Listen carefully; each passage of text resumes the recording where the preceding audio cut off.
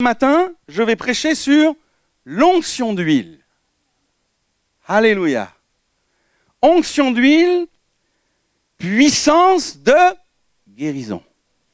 Amen. Et tout de suite, j'aimerais faire une lecture dans Jacques, au chapitre 5 et au verset 13. Jacques, chapitre 5, verset 13. Et j'annonce d'ores et déjà, avant même de terminer ce message, que nous allons avoir, à l'issue de cette prédication, un temps de prière, un temps d'onction d'huile. Et j'ai le sentiment que déjà dans les chants, Dieu veut libérer des chaînes. Alléluia! Dans les dons spirituels, Dieu prépare une onction, j'ai entendu. Fais un pas de foi, alléluia!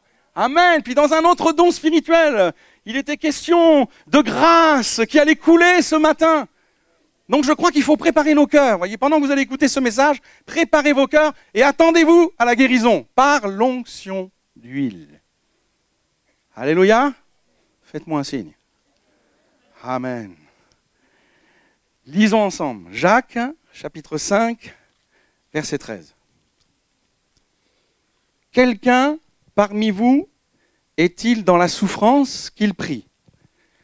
Quelqu'un est-il dans la joie qu'il chante des cantiques? Quelqu'un parmi vous est-il malade, qu'il appelle les anciens de l'Église et que les anciens prient pour lui en l'oignant d'huile au nom du Seigneur? La prière de la foi sauvera le malade et le Seigneur le relèvera. Et s'il a commis des péchés, il lui sera pardonné. Confessez donc vos péchés les uns aux autres et priez les uns pour les autres afin que vous soyez guéris. La prière fervente du juste a une grande efficacité. Amen. Je relève dans ce texte 4 enseignements majeurs sur l'onction d'huile. Et ce que je vais dire n'est pas complet, n'est pas exhaustif. Il y aurait beaucoup à dire sur l'onction d'huile, mais je vais juste m'attacher à 4 enseignements. D'accord? Vous me suivez? On y va. Premier enseignement. L'onction d'huile n'est pas réservée qu'aux chrétiens. Amen. Le fait que le texte biblique sur l'onction d'huile soit contenu dans une épître adressée à des chrétiens, et particulièrement à des chrétiens juifs dispersés dans tout l'Empire romain, alors certains théologiens ont pensé que l'onction d'huile ne s'adressait qu'aux chrétiens. Mais c'est faux. C'est faux. Et j'aimerais faire 2 remarques à ce sujet. Premièrement, le texte dit « si quelqu'un est malade ». Le terme « quelqu'un » est un terme large, « tis » en grec. Il ne désigne pas exclusivement une catégorie de personnes, mais en fait, il désigne tout le monde. C'est pas clair? Si quelqu'un, c'est tout le monde, pas que les chrétiens. Alléluia. Dans l'Église primitive, je constate qu'il n'y avait pas que des chrétiens, mais il y avait également des gens nouveaux qui venaient. C'est ce que dit Paul. Dans 1 Corinthiens 14, verset 23, Paul dit que si dans une assemblée de l'Église entière, tous parlent en langue, et qu'ils surviennent des hommes du peuple ou des non-croyants, ne diront-ils pas que vous êtes fous? Je relève que dans l'assemblée de l'Église entière, il pouvait venir des non-croyants, des gens du peuple. Vous voyez? Des gens qui n'ont pas spécialement la foi, mais qui viennent découvrir l'Église. Tiens, on m'a parlé du châtaignier. Je vais aller faire un tour. Je vais aller jeter un œil. Je ne suis pas spécialement chrétien. Je ne suis pas spécialement engagé dans la foi. Je ne lis pas spécialement la Bible. Je ne prie pas spécialement. J'aimerais te dire que l'onction d'huile, la guérison par l'onction d'huile, c'est aussi pour toi. Alléluia. Amen. Et donc, il est parlé de l'Église entière. Le mot entière, c'est l'Église au grand complet. Donc, ce n'est pas une petite réunion de semaine, vous voyez. C'est plutôt une Église rassemblée en totalité. Donc, probablement un culte. Donc, probablement un temps où on sert le pain et le vin. Vous voyez? Et dans ce temps-là, où il y a beaucoup de chrétiens, où on sert le pain et le vin, eh bien, on peut faire aussi l'onction d'huile pour des non-croyants. Merveilleux, hein? Deuxième remarque. Il est précisé dans Marc 6, verset 13, que Jésus a envoyé les 12 apôtres, 2 par 2, pour bénir les gens par l'onction d'huile.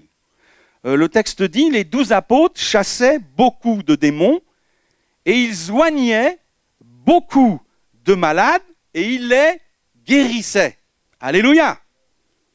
Et j'aimerais vous faire remarquer que cette onction d'huile que Jésus avait enseignée aux 12 et que les 12 pratiquaient, eh bien, il l'a communiquée à qui? Eh bien, le plus souvent à des gens non-croyants, pas à des chrétiens. Le plus souvent, c'était des gens qui venaient par curiosité, voyez, qui avaient entendu parler de la notoriété de Jésus. Parfois même, c'était des non-juifs qui venaient de Syrie, voyez, qui venaient de Tyr, qui venaient de Cappadoce, voyez, qui venaient sur la notoriété de Jésus. Ils n'étaient pas spécialement chrétiens, voyez, ils n'étaient pas spécialement dans le judaïsme.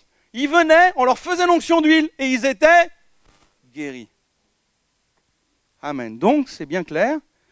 L'onction d'huile ne concerne pas que des chrétiens, mais tout le monde. Tu as une chance ce matin. Saisis-la. Alléluia. Tu as la chance d'être guéri ce matin. Saisis-la. Amen. Deuxième enseignement. L'onction d'huile ne concerne pas que des maladies physiques. Le mot « malade » apparaît 2 fois dans le texte, au verset 14, « Quelqu'un parmi vous est-il malade ?» Et au verset 15, « La prière de la foi sauvera le malade. » Et ce qui est étonnant, c'est que ces 2 mots « malade » qui sont utilisés, en fait, c'est 2 mots différents dans le grec. Ce n'est pas le même mot. C'est 2 mots différents. Voyez, et au travers de ces 2 mots grecs, je constate que l'onction d'huile ne touche pas que les maux physiques, mais touche en réalité 4 sortes de souffrances. Et j'aimerais les découvrir avec vous. Première souffrance, bien sûr, que l'onction d'huile guérit, c'est la souffrance physique. J'en ai parlé. Le mot grec qui est utilisé, c'est asthénéo, et son premier sens, il est physique. C'est être malade, être faible, être sans puissance sur le plan corporel. Et là, il s'agit spécifiquement du corps, d'une faiblesse du corps, quelle qu'elle soit. Un cancer, une hépatite, une insuffisance rénale, un sida, une arthrose, un acouphène, des problèmes de circulation sanguine, un zona, quel que soit le mal physique, l'onction d'huile guérit. Alléluia.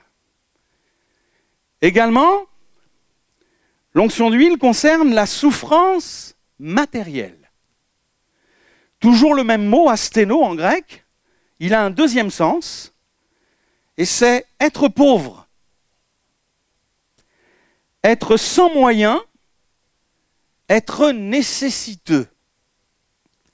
Il s'agit donc ici d'une souffrance matérielle. Vous voyez, on peut, à certains moments, passer par des temps de disette matérielle. Alléluia, ça arrive. Et personnellement, il m'est arrivé de passer par des temps de pénurie, où les fins de mois sont dures à boucler, où les 1 000 € étaient autorisés, à la banque, on les dépasse un peu. Vous voyez ce que je veux dire? Il y en a qui me comprennent? Vous savez, les 1000 € autorisés à la banque, que vous les dépassez, que les pénalités, quand elles tombent, elles sont beaucoup plus chères. Et que là, vous allez voir le banquier en panique, en lui disant, faites quelque chose, rallongez mon crédit, pourquoi pas, pour me permettre d'avoir un peu d'argent de côté. La disette matérielle, l'onction d'huile règle ça. Oui, mes amis. Malade, c'est aussi le nécessiteux, le pauvre, le sans moyens. Alléluia. Également, l'onction d'huile concerne la souffrance spirituelle. Encore le même mot, asténo en grec, il a un troisième sens. C'est être sans force sur le plan spirituel. Dans Romains 5,6, Paul décrit notre état spirituel avant de connaître Christ. Et que dit-il? Il dit, nous étions encore sans force. Et l'expression sans force, vous savez quoi? C'est asténéo. C'est le même mot que Jacques utilise dans l'onction d'huile pour parler du malade. Littéralement, on pourrait traduire, nous étions encore malades sur le plan spirituel. Ainsi, je constate que l'onction d'huile prend en compte également la souffrance spirituelle. Quelles sont les maladies spirituelles? Par exemple, les cas de possession. Dieu délivre des démons. Dieu délivre des mauvais sorts par l'onction d'huile. Alléluia, il brise les chaînes.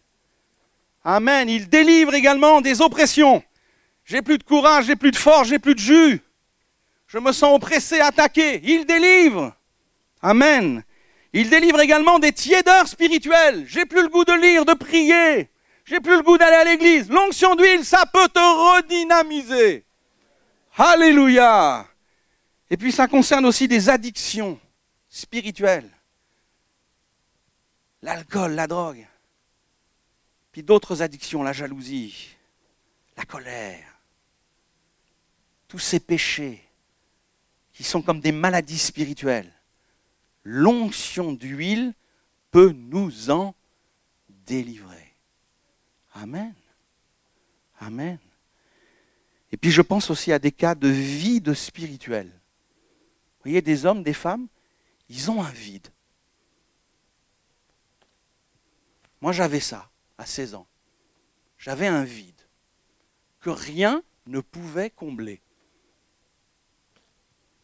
Ni les amis, ni ma mère, ni mon père, ni l'argent, ni les loisirs, ni le cinéma, ni le sport. À chaque fois, il restait un vide. Ça, c'est une maladie spirituelle. Il manque le Seigneur, il manque Jésus, il manque sa présence, il manque sa puissance. On est corps, âme et esprit. Ça ne suffit pas de bénir le corps, ça ne suffit pas de bénir l'âme, quelques émotions, mais il faut bénir mon esprit. Mon esprit a besoin de nourriture, mon esprit a besoin de Jésus, de sa présence, mon esprit a besoin de la Bible, mon esprit a besoin de l'Église, mon esprit a besoin des choses d'en haut, des choses de Dieu. Vous voyez, cette espèce de vide-là, que le Seigneur peut combler, par l'onction d'huile, il peut se passer quelque chose. Le vide est comblé. Oh! Gloire à Dieu.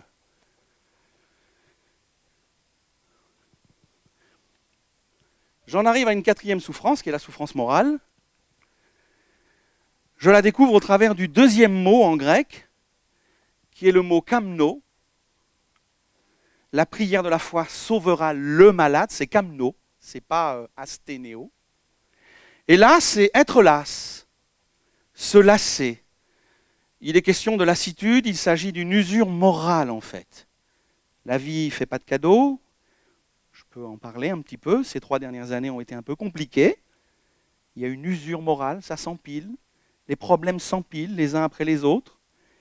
Et puis on s'use moralement, on n'a plus le goût de manger, on a des perturbations du sommeil, on n'a plus trop envie de voir du monde, on a envie de rester seul. Intellectuellement, il y a comme une espèce de confusion qui s'installe. Il y a une usure morale à cause de la vie, des coups durs de la vie. Eh bien, la souffrance morale, l'onction d'huile, la guérit. Amen. Troisième enseignement. Vous me suivez toujours? Amen. L'onction d'huile n'est pas faite, n'est pas réalisée que par les pasteurs. Alléluia. Le texte est formel, hein? Le texte dit, si parmi vous quelqu'un est malade, qu'il appelle les anciens de l'Église.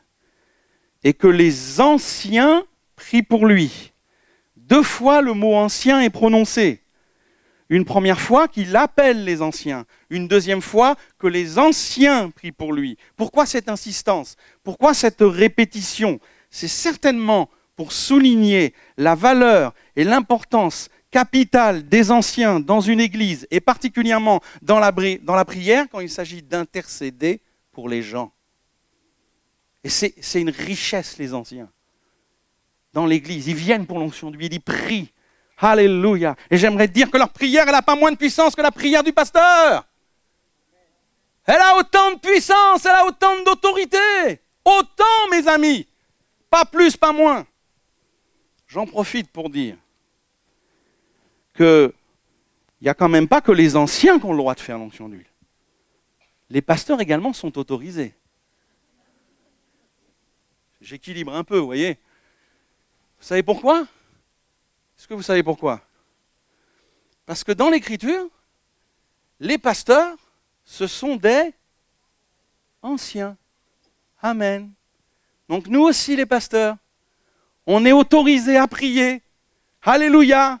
Les deux ensemble, pasteurs et anciens, unis dans la prière, luttant, priant, combattant, par l'onction d'huile pour la guérison. Amen.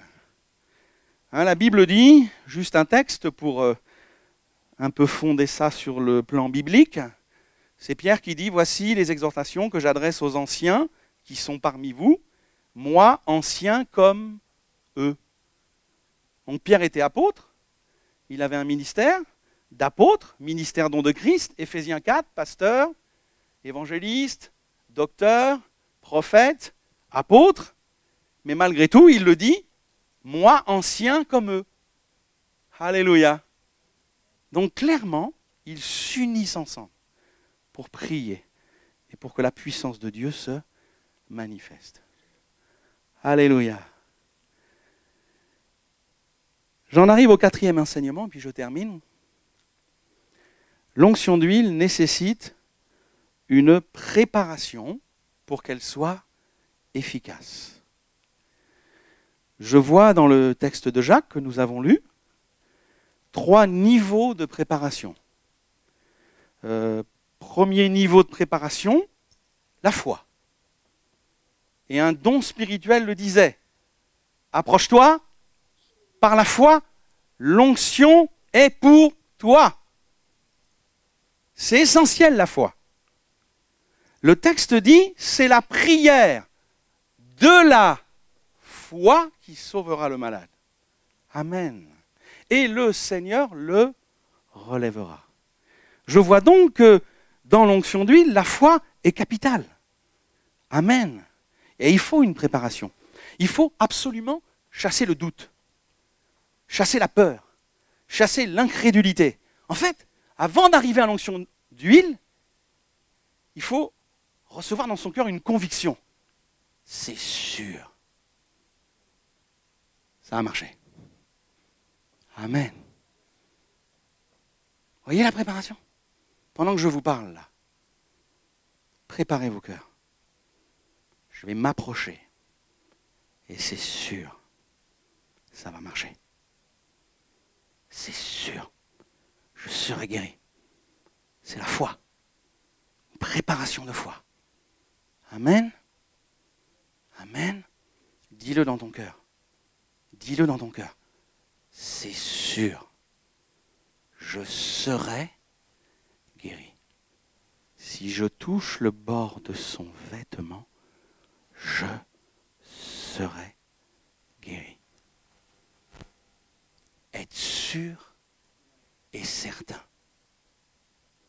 Sinon, viens pas. Amen. Si tu viens, tu es sûr et certain. Tu chasses le doute. Tu prends autorité. Il dit, ça suffit. Je crois, et je crois à 100%. Sans demi-mesure. Et je me jette à l'eau. Amen. Également, je vois une préparation en sainteté. Au verset 15, Jacques précise, si le malade a commis des péchés, il lui sera pardonné. Au verset 16, il ajoute, confessez donc vos péchés les uns aux autres. Je relève dans ces deux versets que la sainteté est capitale. À deux reprises, Jacques dit, il faut de la sanctification. Il faut du pardon des péchés pour que l'onction d'huile soit pleinement efficace. Il le faut. La Bible dit, si j'avais conçu de l'iniquité dans mon cœur, le Seigneur ne m'aurait pas exaucé. Donc juste avant de venir avant l'onction d'huile, il faut faire un examen intérieur. Voyez ? Et puis passer en revue ses erreurs, ses péchés, ses tendances, ses fautes. Puis dire au Seigneur avant l'onction d'huile, pardon, je regrette. Pardon, lave-moi. Pardon, purifie-moi. Pardon, blanchis-moi, Seigneur. De manière à ce que quand vous veniez, il n'y ait plus le blocage du péché, qu'il n'y ait plus de blocage du tout, et que l'exaucement se manifeste facilement. Alléluia. Donc ça, avant l'onction d'huile, on se prépare. Je me repens, pardon, excuse-moi, je regrette, je suis désolé, Seigneur, lave-moi, purifie-moi de la tête aux pieds. Et j'arrive saint, prêt à accueillir la grâce de Dieu parce qu'il n'y a plus rien qui bloque. Alléluia. Alléluia. Une préparation en sainteté. Et puis également une préparation en communion fraternelle. Au verset 16, pardon. On va boire un coup, hein? Alléluia.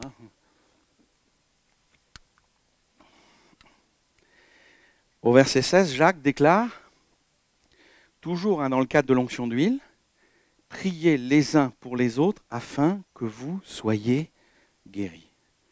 Et là, je vois une dynamique de communion fraternelle. Priez les uns pour les autres afin que vous soyez guéris. Amen.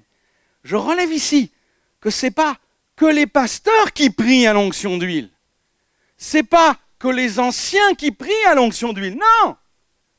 Non, c'est prier les uns pour les autres. C'est-à-dire, toute l'Église se mobilise. Et c'est ça qui fait la différence. C'est que l'Église, comme un seul cœur, comme une seule âme, crie à Dieu pour que le ciel s'ouvre, pour que la puissance du Seigneur tombe, pour que les malades soient guéris. Il y a une puissance d'amour qui monte. Oh, guéris les malades. Moi, je suis en pleine forme, mais mon Dieu, ça me touche que mon voisin il soit malade. Guéris-le. L'amour, la puissance de l'amour, ça ouvre le ciel, ça libère la puissance de Dieu. L'Église est comme un cœur qui prie, guéris, guéris, guéris, fais-le. Et là, il se passe quelque chose. Ça me fait penser à ce texte de Actes 4, 24, où il est précisé que l'Église a élevé la voix tous ensemble. C'est dans le cadre où Pierre et Jean sont arrêtés, sont battus, et puis finalement sont relâchés, et la Bible précise qu'ils reviennent vers les leurs, vers l'Église. Amen. Et là, que fait l'Église ? L'Église se mobilise en bloc. Ils élevèrent à Dieu la voix tous ensemble. Vous savez combien ils étaient ? D'après le contexte, ils étaient 5000. 5000. Les 5000 tous ensemble. Bénis-les, garde-les, guéris-les, relève-les, remplis-les. Vous savez ce qui s'est passé ? Cette voix commune de l'Église qui monte avec puissance. Vous savez ce qui s'est passé ? Le verset 31 dit que quand ils eurent prié, le lieu où ils étaient assemblés trembla. Et ils furent tous remplis du Saint-Esprit. Amen. Oui, mes amis, on va s'unir ce matin. Les pasteurs, les anciens, l'Église. Alléluia. On va s'unir pour voir la gloire de Dieu, pour voir des guérisons. Amen. Amen. Et j'ai le sentiment dans mon cœur que Dieu va faire des miracles. Et je me réjouis. Et je suis tout joyeux. Alléluia. Alléluia. Alléluia. Je suis tout joyeux. Dieu va le faire. Gloire à son nom. Amen. Es-tu prêt? Prépare-toi. Foi, sainteté, communion fraternelle. Tous les ingrédients sont rassemblés. Amen. Dieu va agir. Il va le faire. Juste pour terminer, dire que au verset 16, à la fin du passage sur l'onction d'huile, Jacques précise que la prière fervente du juste a une grande efficacité. La version second 21 traduit « a une grande force ». Mais la version Darby que je préfère, elle dit « elle peut beaucoup ». La prière fervente du juste, elle peut beaucoup. Amen. Alors on va s'attendre à lui maintenant. Les musiciens vont me rejoindre, on va prendre un temps, on va prier, on va chercher sa face, on va s'attendre à lui. Alléluia, le Seigneur est vivant, le Seigneur est présent, le Seigneur est dans ce lieu. Alléluia, on va maintenant inviter ceux qui le souhaitent à recevoir l'onction d'huile. Voilà, l'huile est là, c'est une huile toute simple.